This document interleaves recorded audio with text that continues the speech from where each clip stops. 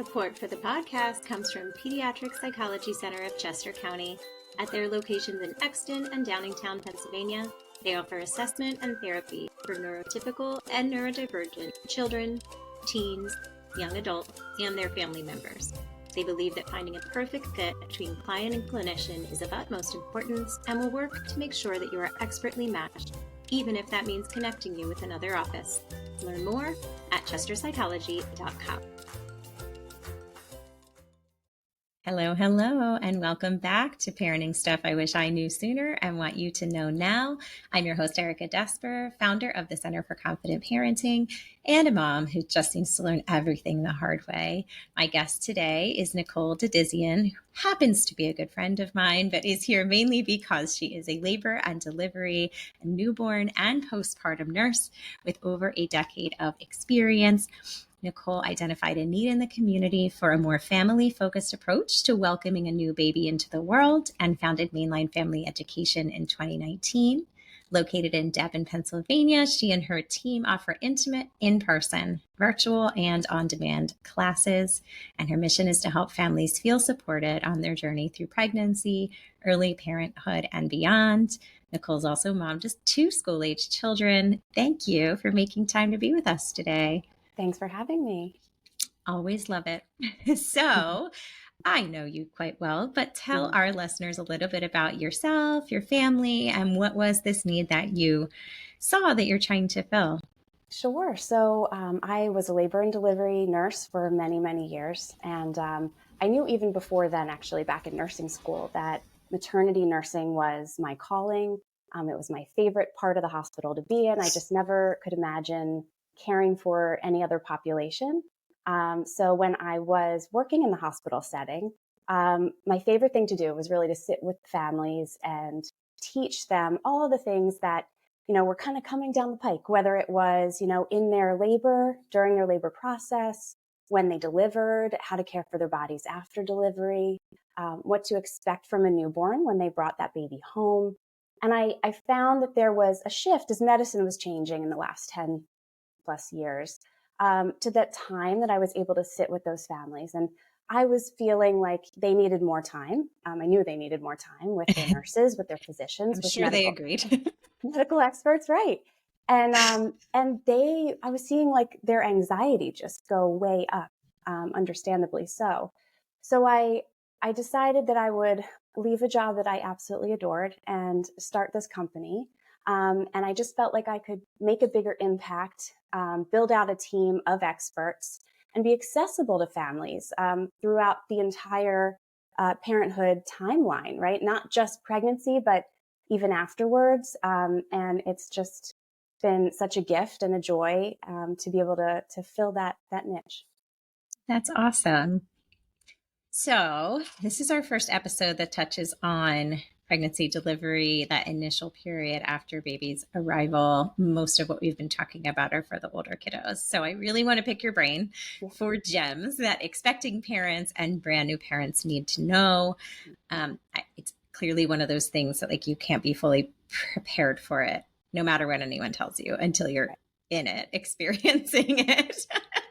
But if someone has learned that they are just expecting, what's your biggest piece of insight, advice for them? And maybe it's not one thing, but what would you say to them? Yeah. So the first thing that I would recommend is that they consider their sources for information. Mm-hmm. And I just say this because we all, when we find out something about ourselves or our bodies, right, or an exciting life event to come, what do? We go down the rabbit hole of the internet. And Google it. Yeah, Dr. Google it, right? Yes. So there's a lot of self-diagnosing based on sources that aren't evidence-based, not reputable. They might look really great. I mean, there's a lot of influencers out there, but just keep in mind that there's influencers with agendas, right? So I like to steer expectant parents to reputable websites like babycenter.com. For newborn information, I like American Academy of Pediatrics. It's aap.org. And for breastfeeding questions, for example, kellymom.com. Those are just some examples. These are places where you can trust the information. And not only is it evidence-based, it's it's up to Yeah, date. good Yeah. point. Yeah, for sure. All the time. Yeah. So, yeah, I also would say keep in mind that well-meaning friends, family members, they're going to share a lot of information with you, a lot of advice, A lot of it may be unsolicited. often unsolicited, right? Yeah, you've been through this too. I think, keep in mind that what happened to them, what their experience was, is different than what will happen to you. And I think we can just get in our heads. We hear these, I call them war stories. And I'm like, just close your ears to the Don't. war Yeah. stories. It's not intentional, but people like to tell these like I hope crazy. this doesn't happen to you. Exactly, Right. exactly. And the hard part I think for expecting parents is you're not talking to L&D nurses yet. So you Right. don't have us yet in your corner saying, but let's tell you about all the beautiful births we have witnessed over the Right. years, Right. right? Right. Exactly. So we're that positive influence on you, but know that every pregnancy is different, every family is different, every birth is different. So try to kind of just block out some of that noise if you can. Yeah. And let me throw you in on a question I did not prep you for. Sorry. Sure, that's okay. What would you say the difference is? You talked about seeing this need and wanting to spend more time with families and be more accessible to them. In most of us, I think, have the mindset of like, oh, my hospital that I'm delivering at offers a whatever labor and delivery. Of course, I'll just take it there. That makes the most sense. What do you think is the difference if a parent is considering what type of class to take or what source to take that class from? Yeah. What's your advice there? Because they're Yeah. not all created equal, right? No. And that's actually, that brings me back to like why I do what I do, because I was noticing that the parents who did take the one size fits all, let's call it hospital class, right?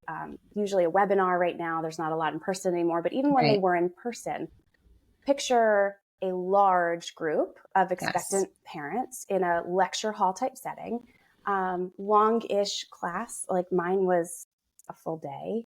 And it's kind of like just one size fits all is the best way to describe it, way to teach.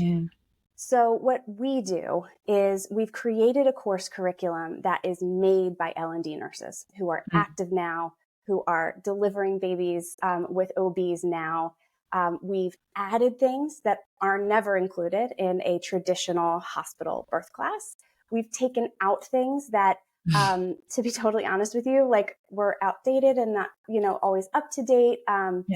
It's a big endeavor for hospitals to stay on top of and create curriculum, because that's not what they do day in, day out. Creating classes, creating evidence-based education, bringing experts to our families, that's what we do. So the other thing is our classes are small. So we max out at 8 couples. Some of our workshops That's totally are even different. Yeah, some of I the didn't do a workshops are hospital smaller. class, but I don't know how many people they would have when it was in person. It's a lot, right? And virtually they can take an unlimited number. Right. Webinars are more. So you have direct access to, like for a childbirth class, a labor and delivery nurse. For our newborn class, a newborn nurse.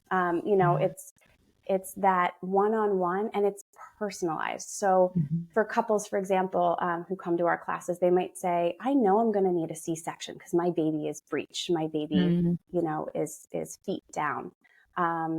What can you tell me about C-sections? We will tailor the class they're in. I mean, we always cover C-sections because you never know, but we'll add information based on the participants. So it truly is a personalized experience. That is awesome.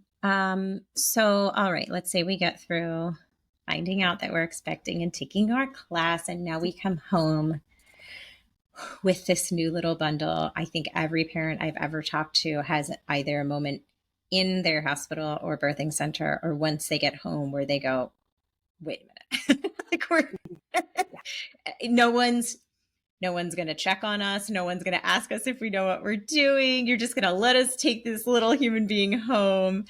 It's a wild, wild feeling, even if you think you're prepared. So clearly that can make us anxious.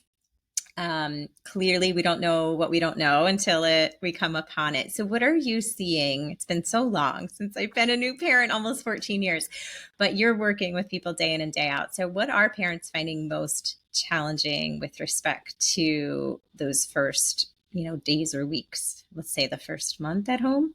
Yeah. Yeah. Well, I think you hit the nail on the head when you said, that moment when we say bye, like from the hospital, like, Right. congratulations, see you in a couple years, hopefully, Oh that my type of gosh. thing. And you get home and even, the nurses, like when I had my first, I came home and I just looked at this baby and I looked at my husband and I thought, oh my gosh, what do we do? Right. Um, Are we I, equipped for this? Why are we allowed yeah, to do yeah. this? So true. Do we need a license? I don't know. But yeah, no, I think the biggest challenge that it was for me, it was for like almost everybody I connect with and talk to after delivery is sleep. Yeah. The Or the lack of babies, it. yeah, yeah, just disruption of it, and what that means to your life, to how you function, your baby's sleep patterns and lack thereof. And I know Yeah. this is your My area. wheelhouse. Yeah, but it's so drastic a change.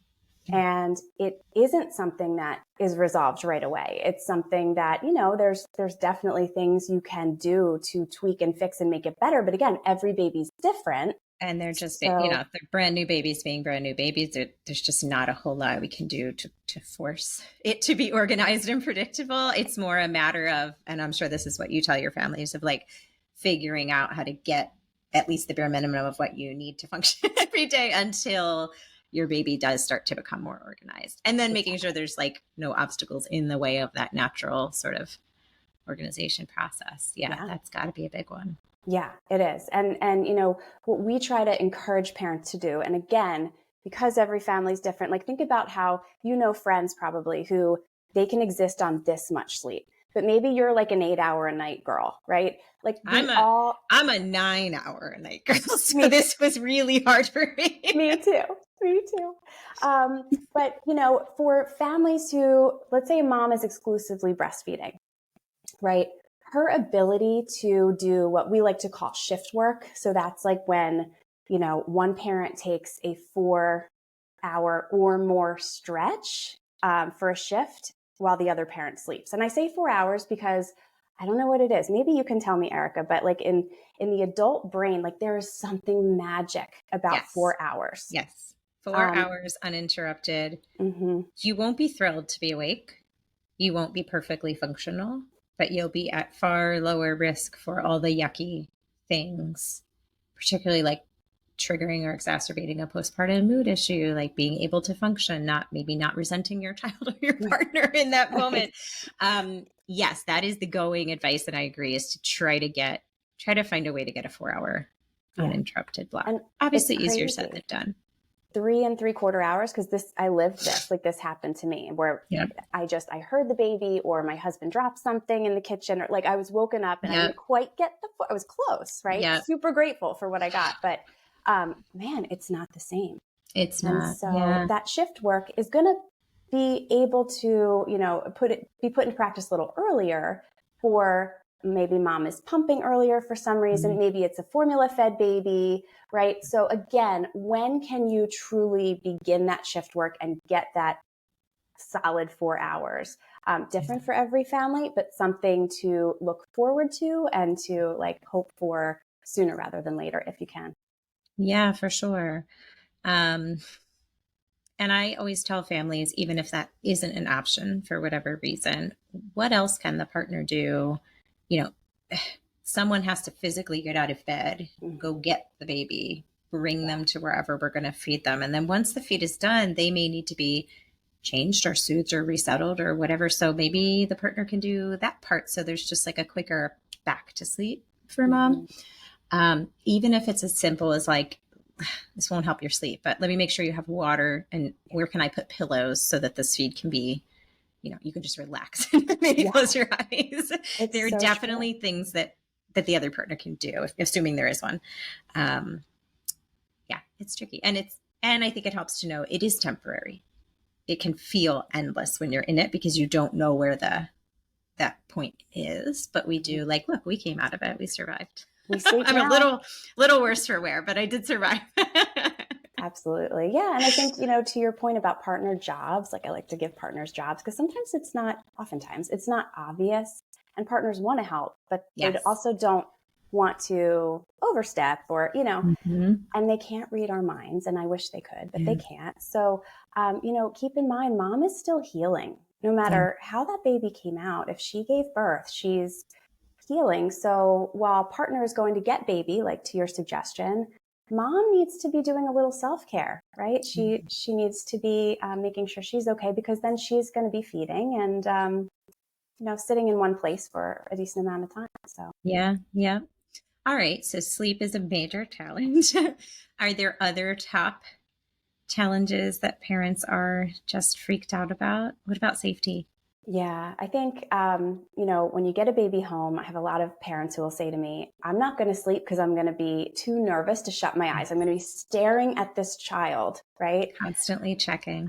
Especially when, newborns spit up. Mm-hmm. Fast forward to when they're getting close to 6 months, they start solids. There's a huge concern and anxiety surrounding coughing versus choking versus airway Mm-hmm. blockage. So, something that we see a lot of parents do early on, like even when they're newly pregnant, but also after they welcome a baby, or maybe they're about to welcome a second baby, is take a CPR class.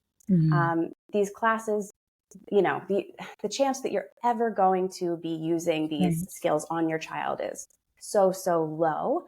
Right. That being said, these classes also cover Mm-hmm. choking relief. We like to talk about foods that are considered high choking risks so that when you are starting solids with your little one, because 6 months, it'll be here before you know it. And there's no real roadmap to how to do it. Pediatricians usually say, like, go ahead. And you're like, oh my God, Give it so a nerve wracking. try. Yep, yep. But I think, one way in which you can kind of feel more prepared for that journey, or even just having your little one at home, is taking that class and learning what to look for, how to step in if, God forbid, there's ever an emergency. Because in those cases, the time is life, right? So we need to act quickly. And it's hard because I don't think we want to think about scary No, things. We just want to enjoy this period. But that the better way is like, let's just think about it. Let's know what to do if it happens and let's move on. I feel like you got it. better to be prepared. And is that something you are offering to parents? Yeah, we do. We've been teaching Awesome. CPR to parents, grandparents. We get so many grandparents in this class, which is so That's nice. awesome. Caregivers, babysitters. We have an infant and child CPR and choking class that's really geared towards that. But in the last year, we've actually started doing more certifications and trainings. And we do them for groups, for businesses, for companies, for teachers, for senior caregivers, both here in our office, but also we go out on site. So we can train groups. We have a team that will go out, and it just, it gives everyone peace of mind because you could be anywhere. And I want everyone, as many people as we can, train and get in touch with, to know that, you can step in, you can have the tools to step in. It is another situation. Teamwork makes the dream work. So in an ideal world, you are in a Costco and there's a lot of people around and you can get help from, maybe there's other people who've also been trained. You can take roles, you can communicate. But, having the confidence to step in, you see in AED, an automated external defibrillator, hanging on the wall in these public places. You're not afraid to open it, take it out, and put it on somebody who needs help. That Right. will save a life. Yeah. Awesome. That is really great for, I don't think I had that on my radar when I was a new mom, and we did do baby led weaning, which if it isn't what it sounds like, I don't think, but it's like my son wouldn't let us spoon feed him. He just Right. wanted to do everything by himself, pick it up. So we'd give him like large hunks of particular things that he could kind of deal with on his own. But there were so many times when he gagged. Yeah. And if you don't know the difference, it's really Yeah. scary. And even if you do know the difference, if you don't feel prepared for like, what if I decide he is choking and I need to do something? yeah, there's no reason to not not be ready for that and just jump right in. So you mentioned grandparents and Mhm. babysitters, nannies. So that brings me to my next question. There's a lot of old school advice Yeah. that people having babies now might receive from their own parents, grandparents, career nannies that are like, I've been doing this for 30, 40 years. Um, they're well meaning, like you said at the outset, but they do come from an older generation. So, of course, we didn't have car seats and seat belts and all those things. And we would put babies on tummies to sleep, which we are not advising to do now and for Nope. good reason. So I hear a lot like, just do that. You slept great on your tummy, or, whiskey on the gums for Yeah. teething. There's so many things. I also hear a lot of like, it's good for newborns to cry. It's good for their lungs. Would Can you speak to some of this old school advice in case new or expecting parents are receiving it, not sure what to do with it? Yeah. Yeah, absolutely. So the two I hear most often, it kind of like piggybacks on what you were saying, is, don't pick that baby up when Mm, he or she is crying. You will you'll spoil them, spoil them. right? Yes. So I like to kind of just redirect a little bit about brain development. What do we know now about Mhm. babies in those first 8 to 12 weeks, Mhm. even longer, up to 16 weeks? They're not able to Yeah. self-soothe. So, and I know, Erica, you and I have talked a lot about this. Yeah. Parents that consider sleep training, we don't really advise doing that until at the earliest 16 weeks. And that is all based on brain development. So your baby wants to be near you, wants to smell you, hear you, listen to your heartbeat. Um, Humans are carry mammals. They're meant to be carried around by a mom or a dad, or a grandparent. So, don't ever hesitate to pick up your baby if they're crying, especially newborns. They need you. So I like to kind of dispel that myth with the science a little bit. Um, Absolutely. And I like to yeah. dispel myths with analogies. I'm a big analogy queen. So let me just add to that. I I agree with the brain development thing. They're really, really poor at self-soothing. Some babies will knock it out of the park, but they're more the exception than the rule. But also the brain, for the same reason, is not in a place where it could latch onto and predict a bad habit, right? Like they're Right. not even putting everything is this is a legitimate need and this is instinctual. This is not manipulation at that Right. age, which is what is being suggested by like through that advice. Yeah. So to help parents wrap their heads around that, I always say like it would be akin saying that would be akin to someone saying, don't don't change that baby's diaper. I mean, how are they ever going to learn to potty train? Yeah. Right? You Exactly. can't rely on Yep. diapers now, and you can't let them know you'll just change it every time they like that Yeah. makes us laugh. That sounds Yeah. crazy, right? But that's essentially the same thing. It's an equivalency. So I tell parents like when you hear something like that, weigh it against your own gut. And just I don't know what you say, but I always say come up with a good, quick practice, something you can say back like, I'm so glad that worked for you. Hmm. You can just leave it at that. Or, Yeah. for now we are doing whatever. Like it's your Right. turn to do it the way you want to. It It doesn't is. matter. They It had is. their turn, right? It is. The second thing that comes up a lot, which I just want to mention real quick, because Yeah, go for it. I think a lot of parents or grandparents, of current parents will say, well, that baby isn't sleeping, because it's a hot topic, right? Because there's not enough in their stomach. Yeah. And if you're giving them a bottle, why don't you open up that nipple a little bit, put some cereal in there, some oatmeal in Mhm. there, and then that baby will sleep. They're We did this hungry. for you when you were Mhm. 2 days old and you slept through the night, right? So, yeah, that can, it's just a big no-no, but not to mention adding anything in is going to interrupt your baby's ability to supply demand food. I mean, their stomachs are teeny tiny and they're meant to be filled and emptied quite often. If we interrupt that, if we're overfilling bellies, if we're putting things in bellies that really they're not age appropriate yet, we are interfering with that development. We're interfering with those signals that baby's giving to mom. And their gut biome, which is like a whole nother Yep. episode. Yep, all sorts of issues. Yeah. So, again, well-meaning advice. Mhm. Maybe it worked for them. Maybe they don't remember because they were so sleep deprived, That's right? the other I thing. They don't rewrite know. history. They did everything well. Their baby was easy. And it was Yeah, because they did everything well. And correct me if I'm wrong. I believe that we now know that putting cereal in bottles really early or at all can be a choking Yeah, hazard too. absolutely. So that's something Yep, to be to be aware aware. of. Hmm. And I really hate about that if a mom is breastfeeding or combination feeding, she's probably already stressed about whether she's doing it right and well, whether she's making enough, and whether her baby's well fed. So there's so much pressure surrounding that. So as soon as someone says like, "Oh, they're not sleeping well because they're hungry," Right. now we have two problems that we're stressed about, right? Yeah, Maybe I'm so not true. doing this right, and maybe my baby's hungry. There's so many reasons why brand new babies don't sleep well or in an organized way, and it rarely has to do with being underfed.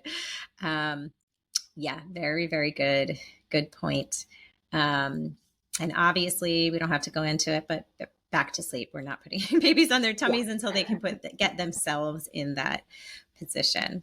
Awesome. Okay. Well, I think we're going to shift toward some questions for you as a parent, unless there's anything we skipped over that you wanted to say with your nurse hat on.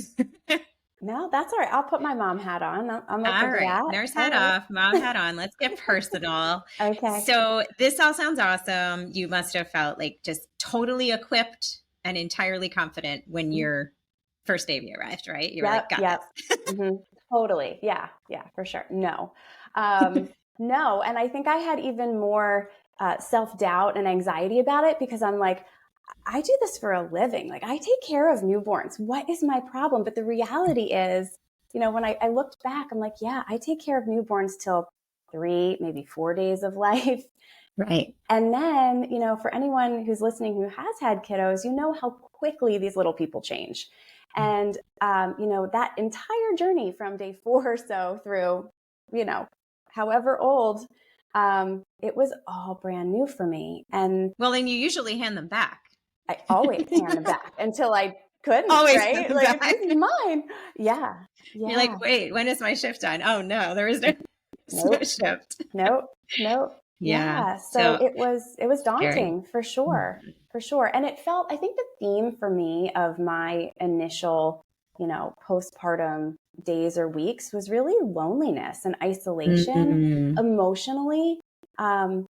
Physically a little bit too, because we want to like kind of keep babies locked down. Their immune systems aren't really functioning where they need to be exposed to all these germs yet. So Yeah. we kind of hunkered down more or less for about 8 weeks. And, Mm-hmm. but I felt like I was the only person going through this. And I convinced myself that I was the only person who had no idea what to do and who felt so thrown off every time my baby would, have a new challenge or I would have a new challenge. So, Yeah.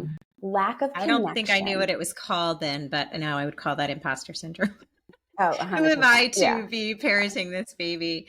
That's Yeah. funny. I remember a very, like, not to say we felt exactly the same way, but when my son was struggling to sleep in the middle of the night, which he did way beyond this newborn stage, and he needed really frequent feeds and blah blah blah. And somehow my husband at the time could sleep through all of that most of the time, as is often the case. I would literally tell myself, "You are the only person awake Mm, right now." It was like I could go up above my house in my neighborhood and see that everyone else was sleeping and peaceful, and here we were the only two together having a hard oh, time. I don't know what that is, yeah. but it sounds like it's not. Of course, I thought it was unique to me. That's part of the whole mindset. But it sounds like you were having a similar. Maybe it wasn't the middle of the night, but just like I'm the only one that's not crushing this, right? Right. Oh, 100%. Yeah. And where do Yeah, you which go to find those other right, moms? That was my other challenge. How do yeah, you solve that? How do you get out of your head? By talking to yeah. other people who have babies the same age. And I didn't know where they were. I did, and I had to, find them because I waited longer than all my friends to have kids, so theirs were already like way past, and they just weren't in the thick of it anymore. And Yeah. they also didn't have my kind of kid. I had a pretty high need baby that just he needed a lot all the time, and it took a Hmm. lot out Hmm. of me, and no one really got that. They didn't have that experience, and it feels very isolating, and it's easy to think either I'm just not equipped for this. What is it about me that can't handle this well and easily? Or it's like, what's wrong with something wrong with my baby? Like, why is he Yeah. so challenging? There's just so much self-doubt.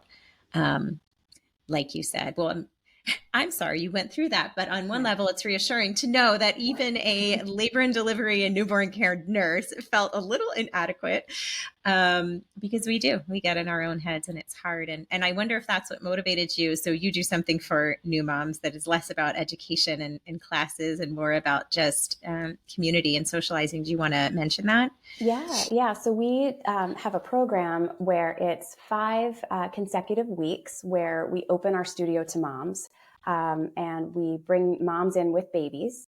Ideally, moms who've delivered in the past 6 months. Again, just trying to keep everyone generally in that same, Aligned. Yeah. yeah, in that same time frame for their journey, and they get a chance to connect with each other. I love it because I love just having them come every week and just start chatting, and they're holding their babies, they're feeding their babies. When I was looking for my new mom village, the only thing available was really breastfeeding support groups. And I personally struggled with breastfeeding. So I was like, well, I can't go there. Like, I'm another failure there. I can't do that. Aw. It doesn't include me. Depending on the group. That's not always the case, although Yes, some at the some time, might, right? at the time, it Back was like, then, yeah. so I was really intentional when we, kind of came up with this. It's called New Moms Support and Connections. And, come as you are. I mean, moms are there feeding bottles, moms are breastfeeding, everybody's chatting. It's led by Dr. Beth Kraus. She is PhD, she's a licensed clinical psychologist. She's been at the forefront of researching ways in which we can support women as they transition to and through motherhood. She is a professor at Swarthmore and at UPenn, and she comes and really just facilitates this group, and puts tools in the toolboxes of these moms. So the hour is spent So connecting, helpful. but they leave with actionable ideas of ways to really deal with these challenges that seem to be very common and shared amongst them. So they're giving and receiving support during that hour. So beautiful.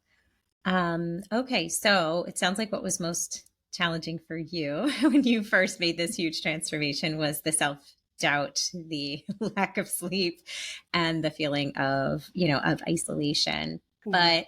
But what I guess you can answer either what brought you the most joy then, or what are you loving about parenting now? You pick. Let's do a positive spin now. Yeah, I think so. And my answer actually applies to both, like then and now. So, Mhm. what was so fun for me as a mom, because I had my daughter first and then my son, so 2 kiddos, and their personalities were really apparent. And I think most babies are when we look back, as they grow. When they were born, like from the first week of life, they each had these distinct, unique, very different. I have yin and yang in my house. Personalities. And now as they're growing, they're in school and they're really tapping into things that are interesting to them and that they're passionate about. And I mean, my husband and I laugh because we look at them and we listen to them and we're like, oh yeah, that personality that was there all those years ago when they were born. And as a parent now, just being able to kind of help, you know, get them exposed to more of those things that light them up. Being a part of that journey is just really, really rewarding. Like, oh, you're interested in that? Well, look, there's a group we can go over here. You can meet other kids who have similar interests, and just watching them spark, as they go. That's awesome. I love that as well. And what feels challenging now that they are Mm, not newborns? yeah, Because it yeah, never gets easy, right? It just gets no, different. I like no, to be really honest with parents. Unless you have different a really challenges. easy kid, Yes. it's just going to shift. It does. So my parenting now is a lot more thoughtful, I would say, has to be. Mhm. Now that my children are older than it was when they were little. And I am getting 8 hours of sleep a night, and that helps because I really have to consider which child I'm parenting in any given moment, Mm, because my kids, as I mentioned, they're different personalities. They also respond to whether it's support or redirection, they mm. respond very differently. And if I'm, not parenting them in a way that they can receive whatever it is that I'm giving them, it doesn't work. And it's frustrating for them. It's frustrating for me. So there are moments I just have to pause and be like, wait, okay, who are you? Who am I talking? Which one? Or Right. I think, oh, that didn't work. Let me try to do that differently the next time. So a lot Mhm. more thought, a lot more intentional parenting, I think, than what was needed when I was scooping up a newborn and soothing them, right? Very, very true. So I know you have a team now. When we both Mhm. started, it was just us. We did that as long as we could, but we're growing. So you got a lot going on. Lots of classes, lots of team members to manage, two kiddos. Do you have a work life balance? And if so, how do you make that happen? Because that's a Oh my big current gosh. challenge for a lot of us. I think it's a universal challenge. And yeah, so I try to, I have the best intentions to have a work life balance, I will That's say. at least half the battle. That, yep, yep. I revisit this often. Thank you for asking the question today because I will look at my calendar when we get Right? off this call That's and your homework. that's my, yeah, yep. Yeah. So some of it is really, needing to schedule it in for me. Because if I don't schedule that time, it's just taken up with meetings or, somebody needs support or, whatever it might be. But my days fill up sometimes weeks in advance, which you look at your count. Oh, when can I fit in that yoga class? Which is actually one of the things I do enjoy. Or getting outside, taking a walk, preferably with a friend. I find like a little change in scenery, a little bit of fresh air, and a little bit of physical movement fills my cup and just re-energizes me. But, I'll be honest and say that my company is like my third child. I have two human ones, and then I have this company. And so I love what I do.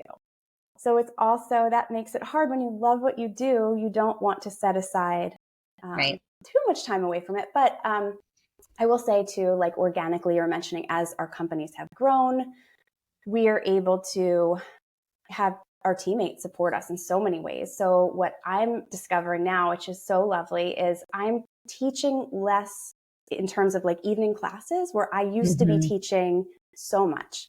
I'm Yes. teaching a lot less because I'm in the office, the 9 to 5 business hours, and then a lot of weekends because we do offer things on the weekends.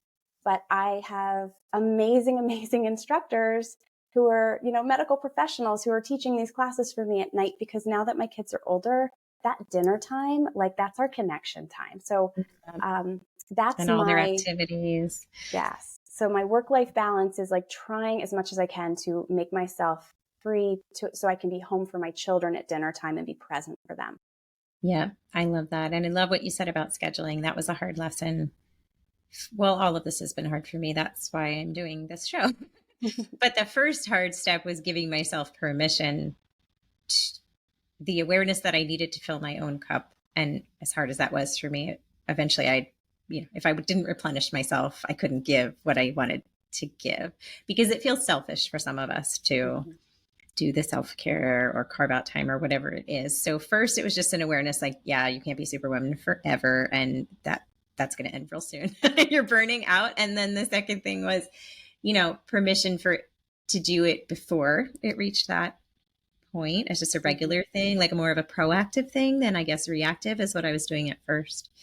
Um, but then it still wasn't working. So I found the same as what you're saying. Like there were times when work was so busy that I had to like schedule on my calendar like bathroom breaks and meals, or I wouldn't go and I wouldn't eat all day long. Yeah. So yeah, I think if you don't intentionally set that aside, it's very unlikely to happen. And my current challenge is once it's scheduled, not letting that be the first thing that comes off the list when something goes wrong or someone's like, but I need you to get me in quickly or whatever. It's like a boundary I have to learn to hold of like, nope, that's there for a reason. You can't give away all your times. Yeah. But it's a lot easier said than done. Another reason that was really hard for me to go back to the newborn stage, I felt two things. I felt like my son was so fussy at first that kept me from a lot of the classes like yours that you're describing. There was a mom and baby yoga class I really, really wanted to take it, but he spent so much time crying and I spent so much time doing whatever, bouncing, shushing, swaying, lunging.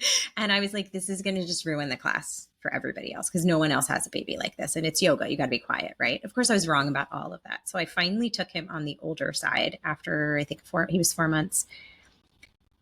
And everybody's baby was doing that. Yeah. Only they were much younger. And I was like, oh man, I really I missed out on all of this because I assumed no one would want us around, but everybody was in the same boat. And if I had been able to see that, I think I would have been kinder and gentler on myself and in terms of how I thought about him. And then I thought he was so challenging, I wouldn't let anybody help. Not that there were so many people offering. I wouldn't ask for help, but even if it was offered, I'd be like, oh, how can I let my mom take him for a night? She's going to lose an entire night of sleep. And what if she can't calm him down? And I think that would have been a really good thing to do. Mm-hmm. Yeah. Yeah. For sure. All right. Well, that was all really helpful. So we could talk forever, but I have just one more question for you for today. We've touched on a lot of things, but think about one thing, or maybe it's several, that you've learned on your parenting journey that you were like, man, I really wish I came to that sooner. Why did it take so long to know this or figure this out? Or that you want other parents to hear maybe earlier in their journey, like today, for example. Oh man. Yeah, this is such a good question. So for me, what I wish I had known is to trust my gut more than I ever did in the early days. I realized as my children got older that even way back when in the first weeks of their life, I was an expert on my baby and I knew my baby better than anyone else. And if I felt like there was an issue, I wish I had not been so afraid to pick up the phone, whether it was calling, friend, relative, pediatrician, whoever it might be, to ask those questions. I was always hesitant to be a squeaky wheel. I don't like being the person always picking up the phone, but you and I come from the same fabric. We really do. But then I realized, oh my gosh, I'm losing sleep because I am so anxious about this because I'm worried. And in hindsight, trusting my gut that there was something off, making that phone call, even if I was wrong, right? If someone said, what happens, this is nothing to worry about. Right. And silly me to not think about, the nurse on the other end of the line whose job it is and who wants to help me as a new parent and ease my mind. I also think, the same thing applies as your children grow, as they become school age, which is more like my life right now. If you notice something, don't hesitate to bring it up. Now my phone calls are more to a teacher to ask a question. Is this okay? Can you fill me in on this? And what I've learned is that it's a lot easier to put out smoke than a 4-alarm fire. So if you wait too long, it becomes kind of just a much more daunting hill to climb, potentially. Sometimes a quick conversation can just put everyone's mind at rest. And so never hesitate to reach out. Never hesitate to say what is in your gut. Your gut knows, your mom gut knows so much. And as a new parent, I didn't believe it. That's so important. And I have said it many, many, many times. I said it so many times on here that I actually stopped saying it and have now switched to other things I want parents to know, which we'll get to in a second. But yeah, I'd like to expand on that and say, you're not saying you are an expert on babies. Mm-mm. You're a labor, delivery, right. Postpartum care, newborn nurse. You know what you're doing. Yeah. Being an expert on your own baby because you spend the most time with them and you're learning their language and what everything means, that's different. So don't feel like, oh, well, I just don't know. I don't have the education for this, the experience. You're still the one that spends the most time with them. So yeah, definitely. In this age of Dr. Google and mom Facebook groups and things like that, I think we just forget that we even have a gut to check in with. Or if we check in with it, we don't trust it. Yeah. So yes, trust your gut. You're the expert on your baby. Absolutely be the squeaky wheel. I won't get on that soapbox today. It's for another day, but I echo that sentiment. These are all excellent, excellent things. I'd love to have you back to do nitty gritty. What about the belly button? What about the Yeah. about how many diapers or trying to soak, all those really, really important details. But we'll make that for a part two on another day. Thank you, Nicole, so much for joining me. Thank you for listening and watching, everybody. I will be back soon with more stuff that I and others, both experts and parents alike, wish that we learned sooner. In the meantime, here's my short list of a few things that I've learned the hardest way. Your to-do list will always be there, so put yourself on it. We did talk about that today. Also, you can't pour from an empty cup, so find ways and schedule ways to refill yours each day. And there's no way to be a perfect parent. We don't need to strive to be doing this perfectly. It's not possible. It wouldn't even be healthy to model that for our kiddos. So let's just find all the countless, many, many ways to be a good parent. Thank you, everyone, and we'll be back soon.